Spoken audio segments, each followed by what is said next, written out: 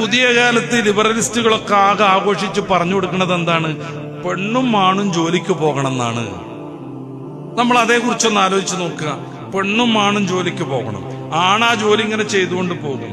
പെണ്ണ് ഈ ജോലിക്ക് വന്നതിന്റെ ഇടയിൽ പ്രസവിക്കണം, കുട്ടിനെ നോക്കണം, വീട്ടിലുള്ള എല്ലാ പരിചരണങ്ങളും നടത്തണം, ഏകദേശം 3 മണിക്ക് എഴുന്നേൽക്കണം, അവൾക്ക് കൊണ്ടുപോകാനും മക്കൾക്ക് സ്കൂളിൽ പോകാനും വൃദ്ധരാകുന്ന മാതാപിതാക്കൾക്ക് കഴിക്കാനുള്ള ഫുഡ് തയ്യാറാക്കണം, അലക്കണം, എല്ലാ പരിപാടിയും ചെയ്യണം.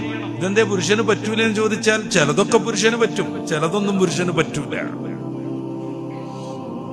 ഈ ഓഫീസ് കഴിഞ്ഞിട്ട് ഈ മലപ്പുറം കുന്നിന്റെ മേലക്കൊന്ന് പോയി നിൽക്കുക. ഓഫീസ് ടൈം കഴിഞ്ഞിട്ട് ആണുങ്ങളാകുന്ന ഉദ്യോഗസ്ഥരും പെണ്ണുങ്ങളാകുന്ന ഉദ്യോഗസ്ഥരും വീടണയുന്ന രീതി ഒന്ന് വെറുതെ വീക്ഷിക്കുക. ആണുങ്ങളായ ഉദ്യോഗസ്ഥർ വർത്താനൊക്കെ പറഞ്ഞ് കടലക്കടയിലൊക്കെ കയറി ചായക്ക് കുടിച്ച് വളരെ ലാവിഷായി പോകും.